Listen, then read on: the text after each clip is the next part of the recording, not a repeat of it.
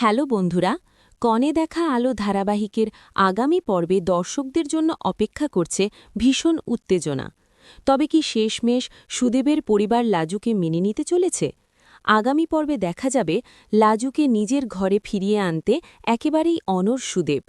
পরিবারের সবাই বাধা দিলেও সে আর পিছিয়ে আসতে রাজি নয়। সোজা বাড়িতে এসে সবার সামনে জানিয়ে দেয় লাজুই তার স্ত্রী, সে আর অন্য কোথাও থাকবে না।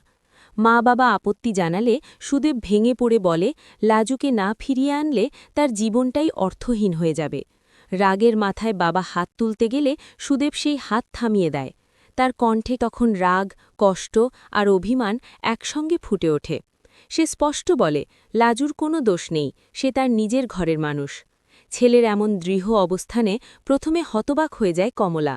গ্রামের লোকের কথা আর সমাজের ভয় তাকে দোলাচলে ফেলে দেয়। তবে সুদেবের দাদা পাশে দাঁড়িয়ে জানায় লাজু আমাদের ঘরের বউ, তাকে বাইরে রাখলেই সম্মান নষ্ট হবে। তবুও কমলার মন পুরোপুরি মানতে চাইছিল না। ঠিক তখনই আসে ভয়ঙ্কর খবর, সুদেব নাকি নিজের ক্ষতি করতে পারে। ছেলের প্রাণ বাঁচানোর তাগিরে শেষমেশ তারাও রাজি হয় লাজুকে ঘরে আনার ব্যাপারে। অন্যদিকে অনুভবের বাড়িতেও চলছে অশান্তি।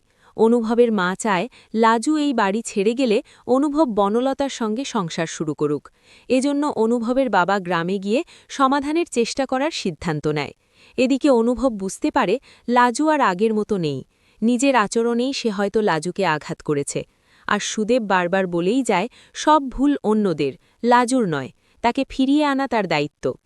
শেষমেশ এক সকালে বাড়ির দরজায় ঘণ্টার শব্দে সবাই চমকে ওঠে।